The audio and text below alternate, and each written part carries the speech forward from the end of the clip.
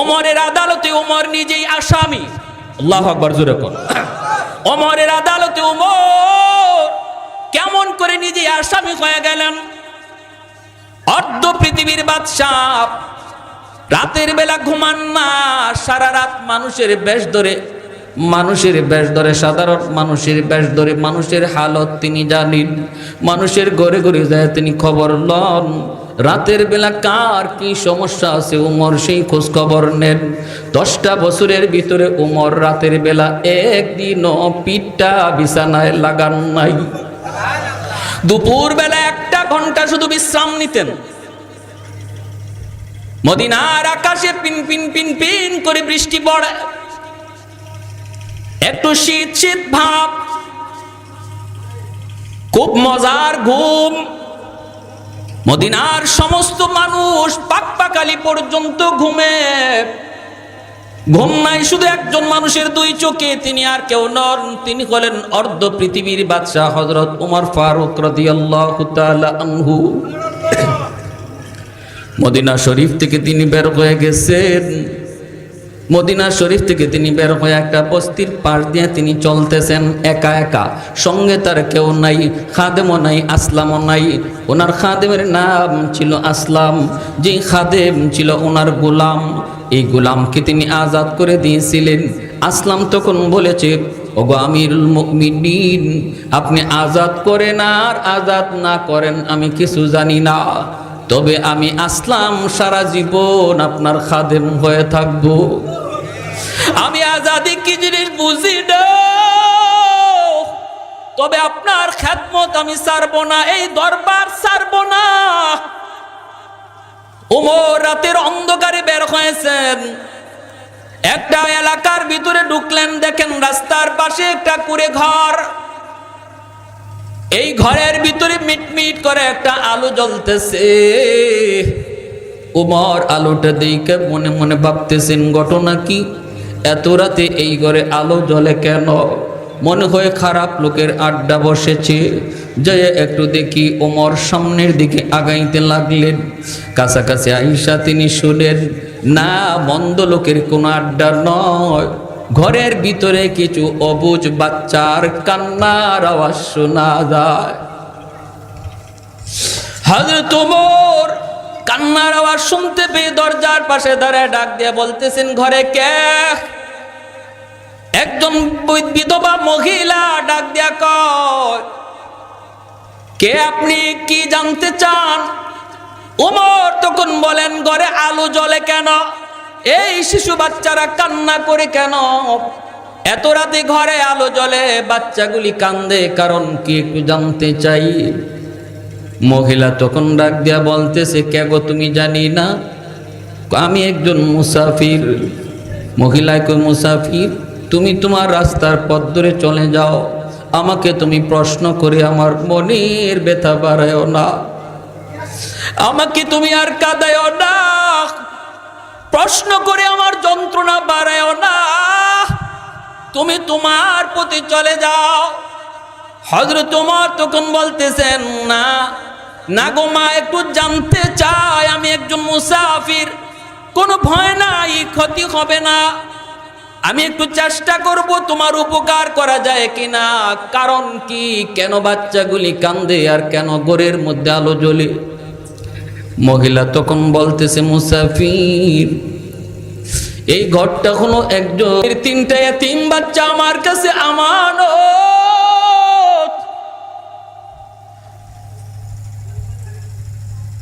আমার স্বামী যুদ্ধে যায় শহীদ হয়ে গেছেন, 3টা বাচ্চা আমার কাছে আমানত রেখে গেছেন।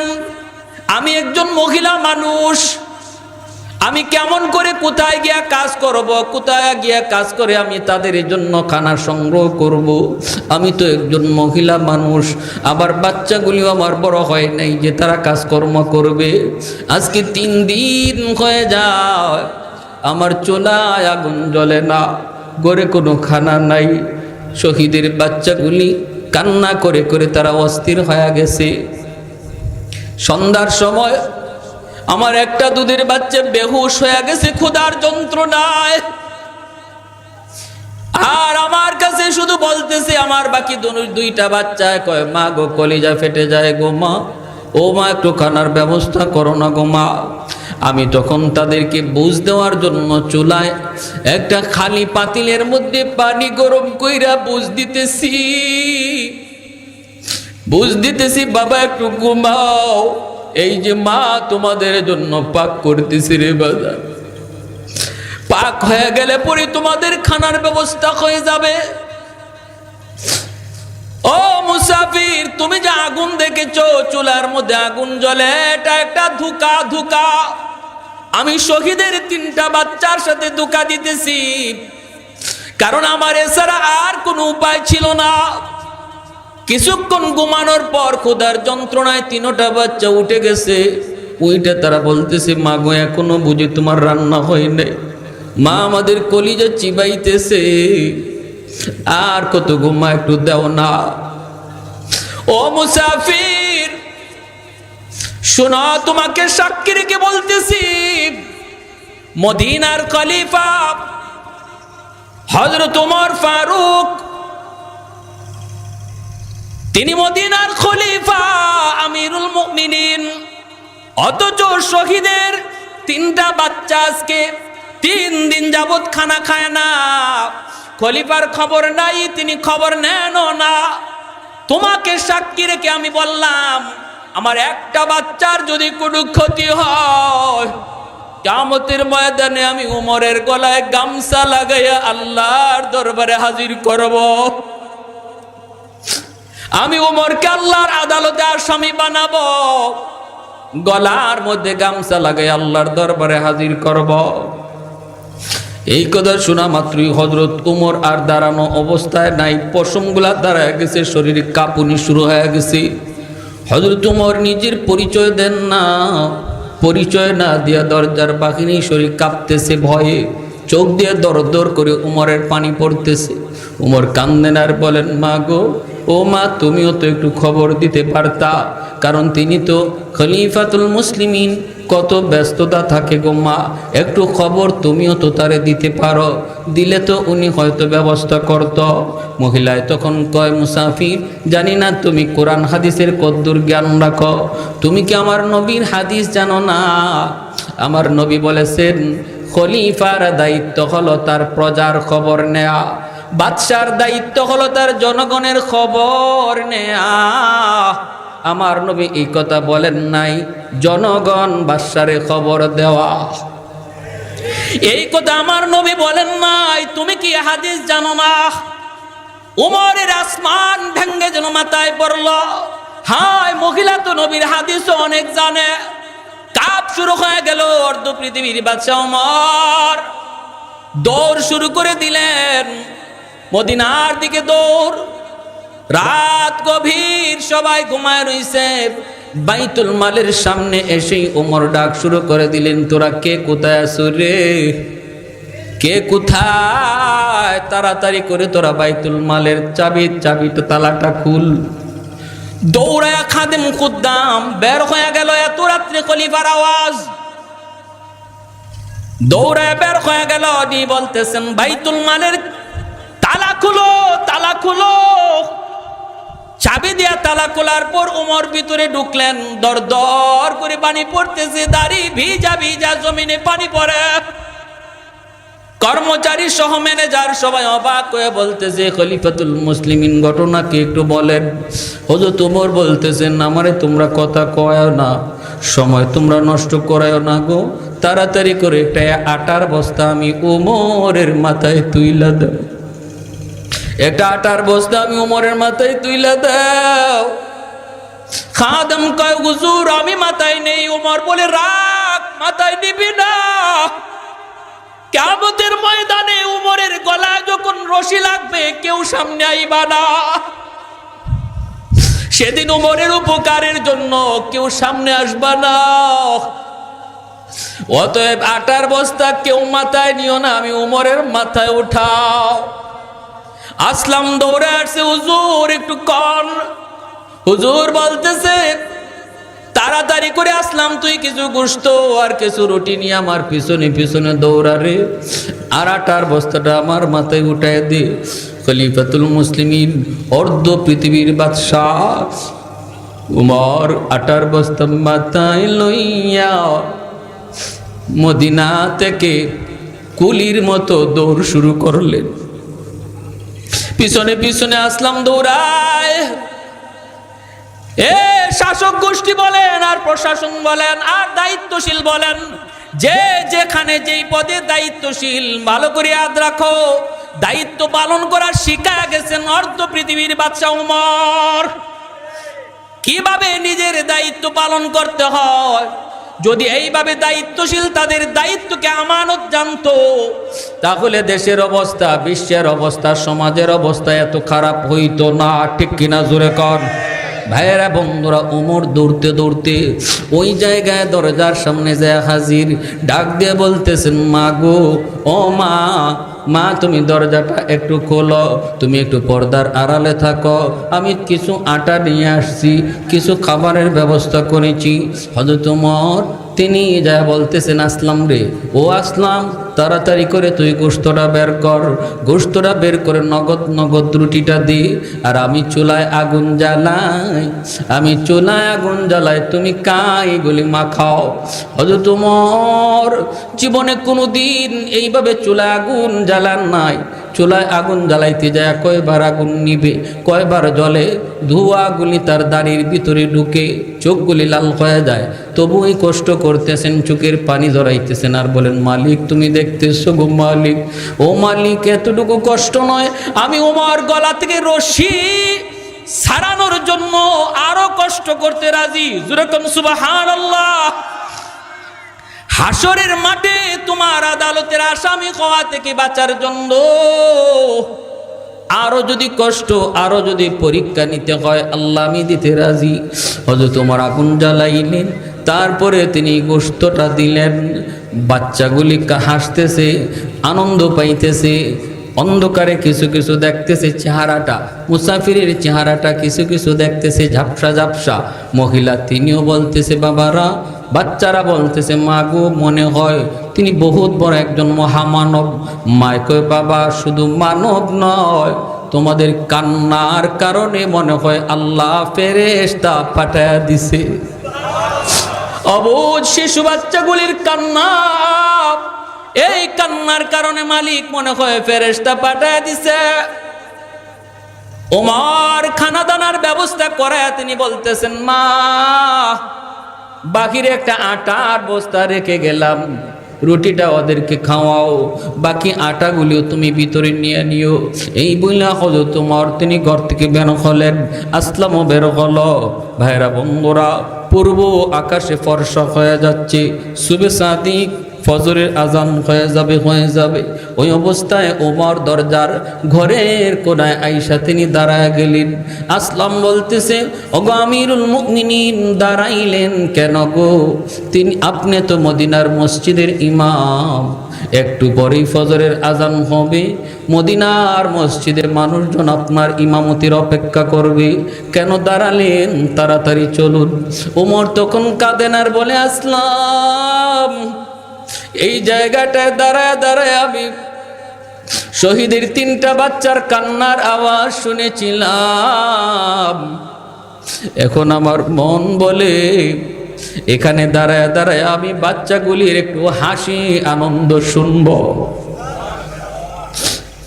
বাচ্চাগুলি আনন্দ করতেছে, শোনার পর শুকরিয়া তান সেজদা দিয়া আল্লাহর দরবারে শুকরিয়া জানায়া মদিনার দিকে রওনা।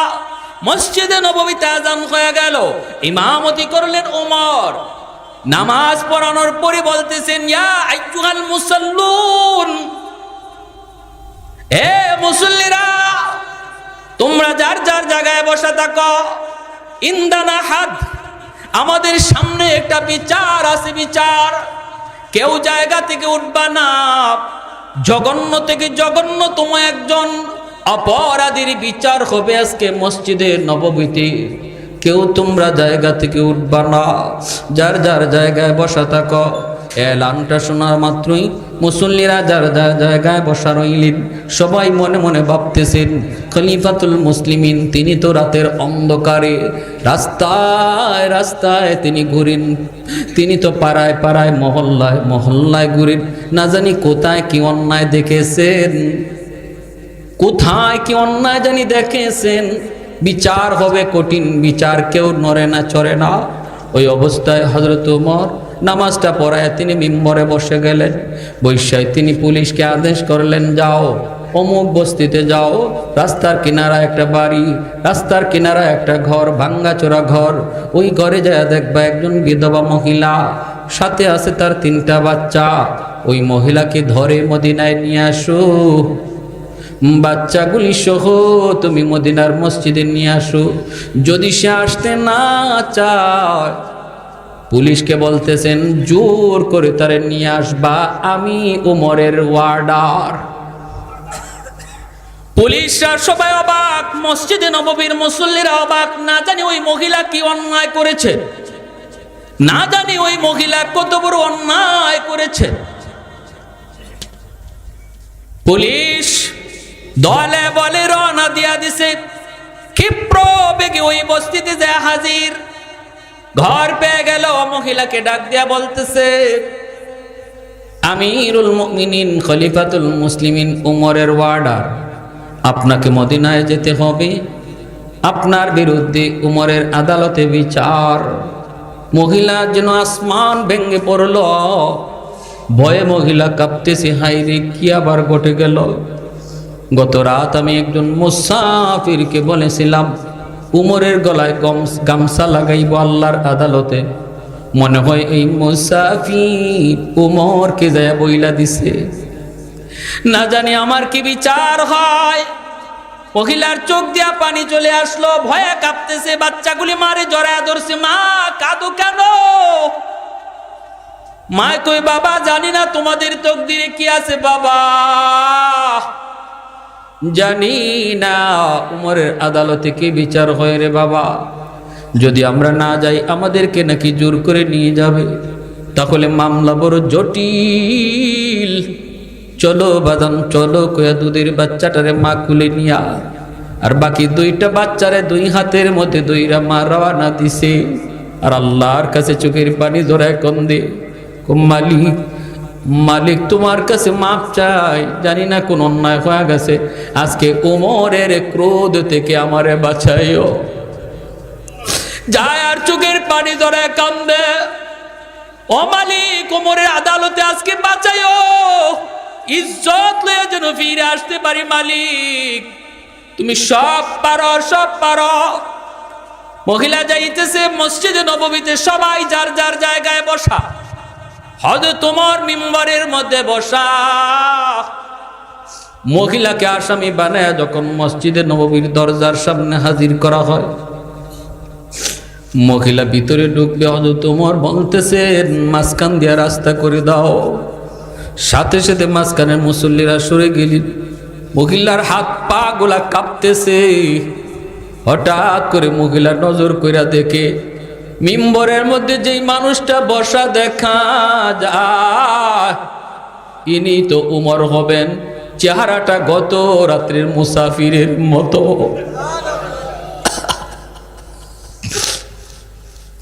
হায় রে, বিচার বুঝি আরো জটিল। আমি কারে কি বলছিলাম? তাহলে মুসাফির কি উমর? আমি এত বড় কথা বলছি যে উমরের গলায় গামছা লাগাবো, আজকে মদিনার মসজিদে না জানি আবার কেমন বিচার। মালিক তুমি আমারে বাঁচাও, কুদরতি হাতে আমার ইজ্জত বাঁচাও। মহিলা বাচ্চা 2টারে নিয়ে যায়, বাচ্চাগুলি ওমরের নাম শুনে কাঁপতেছে, মারে জড়ায় ধরে কাঁপতেছে, কারণ ওমরের নাম শুনলে ভয় পায় না এমন কেউ ছিল না। সামনের দিকে আগাইতেছেন, কাছাকাছি আসা মাত্র মহিলা নিশ্চিত হয়ে গেছে গত রাতের মুসাফির আজকের উমর। এখন কি হবে বিচার? হযরত ওমর পাগড়িটা খুললেন, মাথার পাগড়িটা খুইলা এক মাথা দিয়া নিজের গলা পেঁচাইলেন, আরেকটা মাথা মহিলার হাতে দিয়া বলতেছে, মা মদিনার অলিতে গলিতে ওমরকে তুমি ঘুরাও, মদিনার রাস্তায় তুমি ওমরকে নিয়ে টানো টানো, তবু আল্লাহর আদালতে ওমরের গলায় গামছা লাগাইও না, আল্লাহর আদালতে ওমরের গলায় গামছা লাগাইও না। তুমি আমাকে মদিনার অলিগলি গামছা লাগায়া লাগায়া একটা হাইওয়ানের মতো ঘোরাও, আমি উমরের কোনো বাধা নাই, আমি বহুত বড় অন্যায় করে ফেলেছি গো মা, শহীদের একটা পরিবারের খবর নিতে পারি নাই, আমি এই পদের উপযুক্ত না, এই পদের উপযুক্ত না। মহিলার সাথে সাথে বলতেছে, আমিরুল মুমিনিন আমি আপনাকে চিনি না, আমি আপনাকে চিনি নাই, আপনি আমাকে মাফ করে দিবেন। আজ বুঝলাম কেন মায়ার নবী বলেছেন আমার উমর আমার গোটা উম্মতের জন্য রহমত। আজ আমি বুঝেছি আমার নবীর ওই কথা, আমার উমর উম্মতের জন্য রহমত রহমত।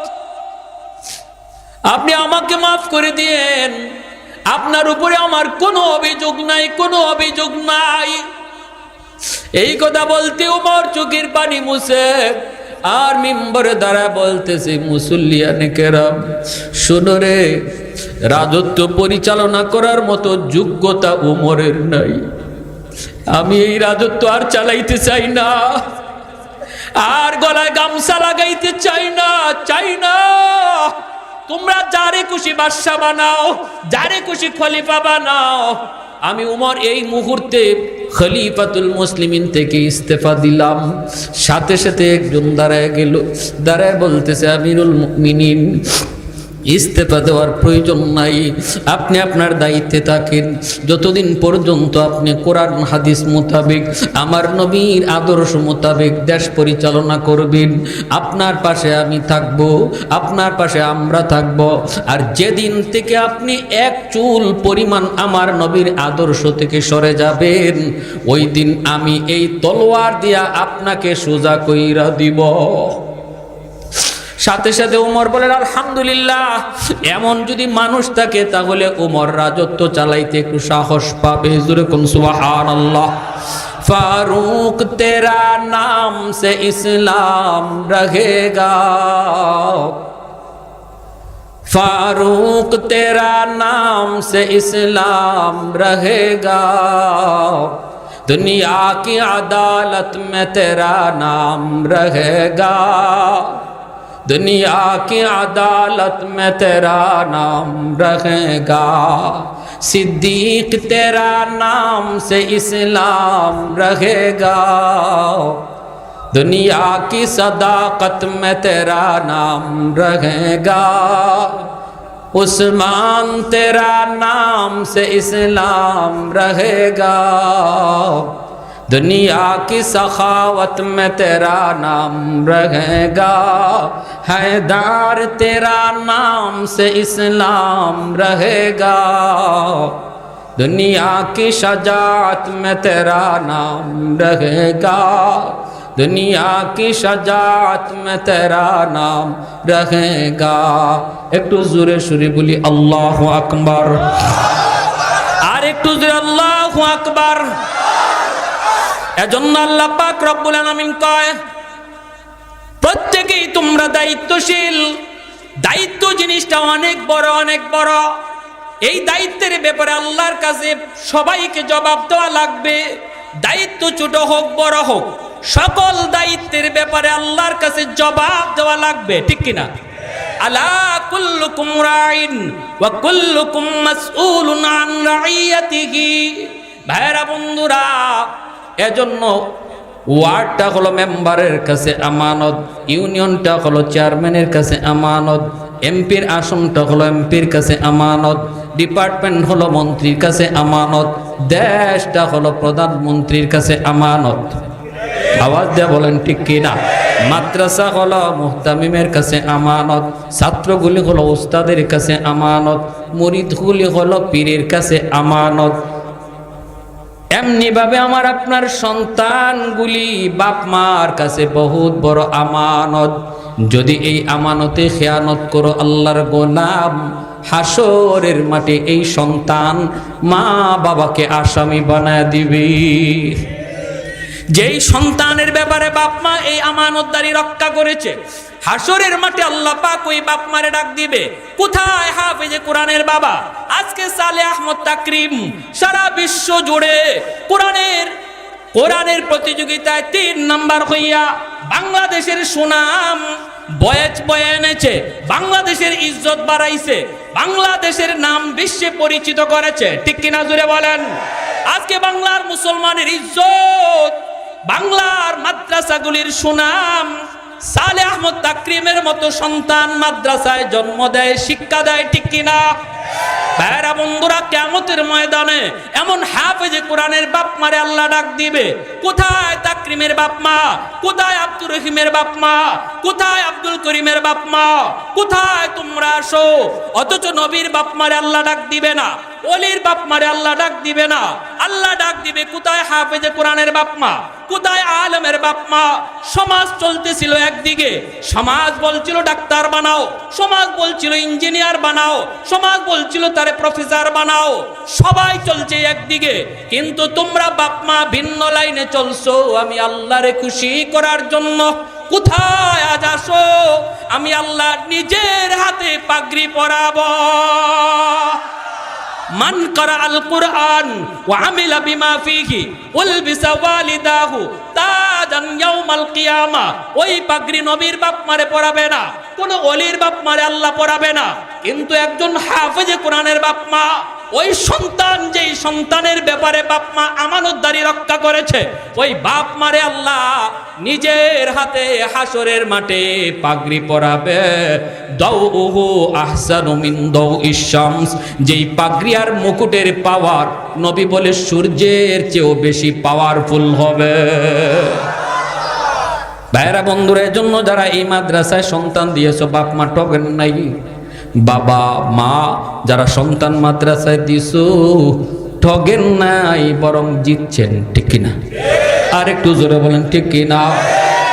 ভাইরা বন্ধুরা, এজন্য বলতেছি রে ভাই, মনটারে বড় করেন। সমাজের মানুষকে কি বললো সেদিকে আমার দেখার বিষয় নয়, সন্তানের কামাই দিয়ে আমি চলবো এই নিয়ত বাদ দেন। নিয়ত করেন, আল্লাহ আমার সন্তানকে তুমি সদকায়ে জারিয়া বানাও।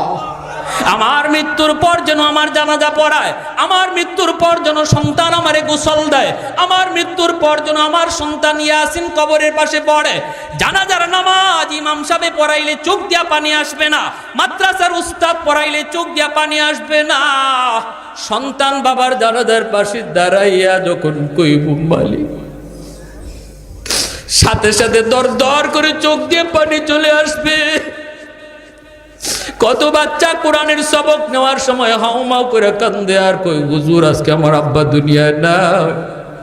বন্ধুরা, কোরআনের সবক নেই, বাবা উস্তাদদের মিষ্টি খাওয়ায়। আজ যদি আমার আব্বা দুনিয়া থাকতেন, আমার বন্ধু বান্ধব উস্তাদদেরকে মিষ্টি খাওয়াইতেন। কবরের পাশে গিয়া কই, বিসমিল্লাহির রহমানির রহিম। হাকিমুল উম্মত থানবী আলাইহির রহমা লিখেন, কবরের ভিতরে বাবার আযাব হইতেছে। আল্লাহ পাক আযাবের ফেরেশতারে কয়, ফেরেশতারা আযাব বন্ধ কর। আমার বান্দার ছোট্ট বাচ্চাটা কবরের পাশে দাঁড়ায় কয়, আমি আল্লাহ নাকি রহমান, আমি নাকি রহিম, আমার দয়া মায়ার নাকি কুল কিনারা নাই। যার বাচ্চায় আমারে রহমান কয়ে ডাক দেয়, আমি আল্লাহ তার বাবারে মারতে পারি না, আমি আল্লাহ তার মার কবরে আযাবে দিতে পারি না। সার্থক হয়ে যাবে বাপ মার সন্তান জন্ম দেওয়া। এমন একটা সন্তান যদি বানাইতে পারো রে ভাই, এজন্য বলতেছি ঘরে ঘরে কোরআনের হাফেজ তৈরি করো, আল্লাহ জগতের হায়াত আল্লাহ বাড়ায় দিবি, আল্লাহ রহমত নাজিল করবে। ঘরে ঘরে কোরআনের হাফেজ তৈরি করো, ঘরে ঘরে সালেহ আহমদ তাকরিম তৈরি করো। আল্লাহ আল্লাহ এই গোটা সমাজটারে কুদরতিভাবে নিরাপত্তা দান করবে।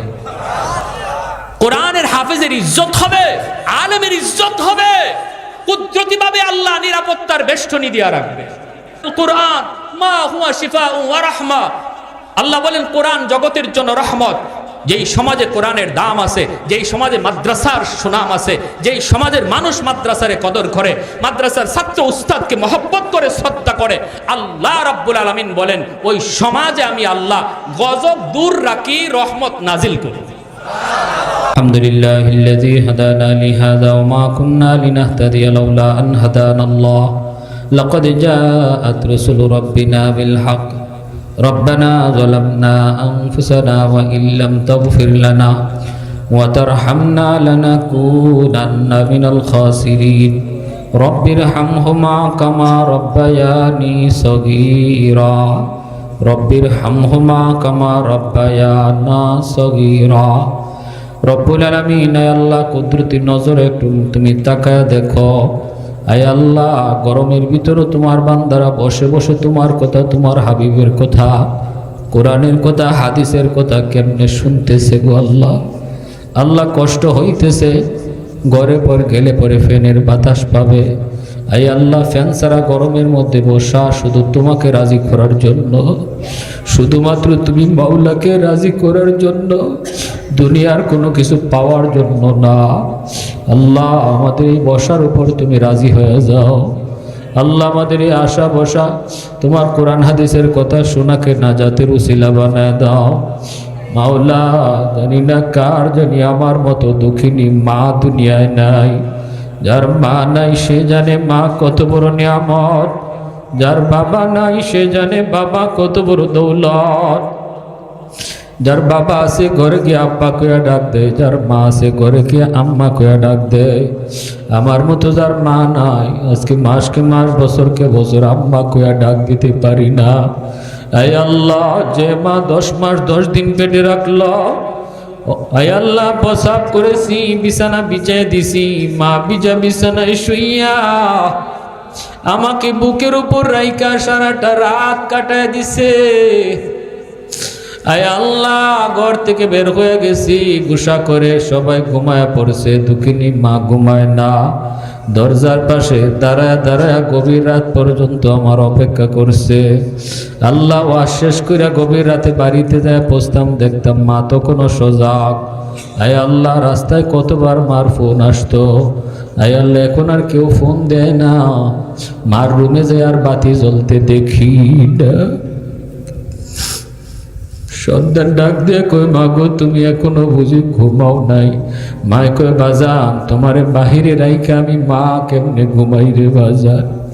এমনও মার কলি যায় যেই সন্তানরা ব্যথা দিতেছে, আল্লাহ তুমি তাদেরকে সহি বুঝ দাও।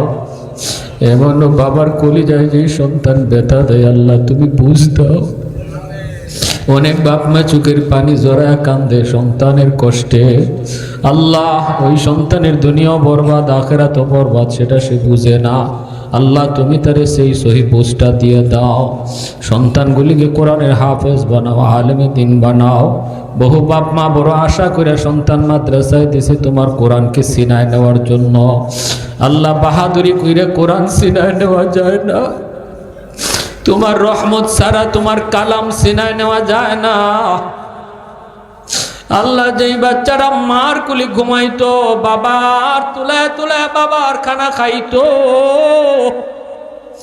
আজকে ওই বাচ্চারা মা চাইরা বাবা চাইরা মাইলকে মাইল ঘন্টার ঘন্টা পাড়ি দিয়ে যেখানে যাইতে হয়, নিজে একা একা ঘুমায়, নিজের খানা একা একা উঠায়, নিজের বিছানা একা একা বিছায়। বাবার কলিজাটা কান্দে, বাবা কিছু ভালো খাইতে গেলে চোখ দিয়ে পানি ঝরায়। মা ভালো কিছু খাইতে পারে না, চোখ দিয়ে পানি ঝরে সন্তানটার কথা ইয়াদ হয়ে যায়। না জানি মালিক আমার সন্তানটা এখন কি খায়। এতটুকু কুরবানি যেই বাপ মা করছে গো আল্লাহ, তুমি তাদের উপর রাজি হয়ে যাও। তাদের সন্তানগুলির তুমি তোমার নবীর নায়েব বানাও। তাদের সিনায় তোমার কোরআনের নূর ঢুকায় দাও। আয় আল্লাহ, এই এলাকার ঘরে ঘরে তুমি কোরআনের হাফেজ কবুল করে নাও। এই মাদ্রাসাখানাকে এলাকার হেদায়েতের উসিলা বানায় দাও। আল্লাহ, ঘরে ঘরে আলেমে দিন কবুল করে নাও। আয় আল্লাহ, মা বোনদেরকে মাফ করে দাও। এই এলাকার যত মুর্দেগান কবরে শুয়ে আছে গো মালিক, এই মাদ্রাসার খাতিরে প্রত্যেকের কবরের আযাব মাফ করে দাও আল্লাহ। প্রত্যেকের কবর কি জান্নাতের বাগিচা বানায় দাও। কত মানুষ আয় আল্লাহ মাদ্রাসার খেদমত কইরা আজকে কবরে শুয়ে রইছে, ওই খেদমতের উসিলায় কবরখানাকে জান্নাতের বাগিচা বানায় দাও। বর্তমানে যারা মাদ্রাসার খাদিম কমিটিতে আছে, উপদেষ্টা আছে, খেদমত করে, আল্লাহ তুমি তাদের উপরে রাজি হয়ে যাও আল্লাহ, তাদের খেদমতকে নাজাতের উসিলা বানায় দাও। ছাত্রগুলাকে নিজের সন্তানের পদ মতো মহব্বত করার তৌফিক দাও আল্লাহ। এলাকার প্রতিটা মানুষের অন্তরে মাদ্রাসার মহব্বত, ছাত্র ওস্তাদের মহব্বত দিন দিন বাড়ায় দাও। মাওলায়ে করিম যত হাজত গাইবি খাজানা থেকে পুরা করো আল্লাহ, যত অসুবিধা তুমি সমাধান করো আল্লাহ। পড়ালেখার দিন দিন তারাক্কি এনায়েত করো, আখলাকে নবুবী তাদেরকে দান করো মাওলায়ে করিম। আমার বৃদ্ধ বাবাজিদের হায়াতে বরকত দিয়ে দাও।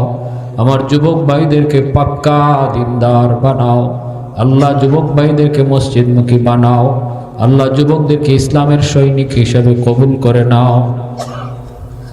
যারা অসুস্থ আল্লাহ তুমি সুস্থতার নিয়ামত দিয়ে দাও। অনেকে দেশ বিদেশ থেকে দোয়া চাইছে আল্লাহ, কে কোন উদ্দেশ্য নিয়ে হাত বাড়াইছে দিলের দিকে তাকাইয়া প্রত্যেকের দোয়াকে কবুল করো, মঞ্জুর করো। যারা দান সদকা করলেন আল্লাহ তুমি তো দেখছো কোন নিয়তে তোমার নবীর বাগানে দান করছে আল্লাহ, দিলের দিকে তাকায়া তাদের দিলের নিয়তকে কবুল করো, মঞ্জুর করো।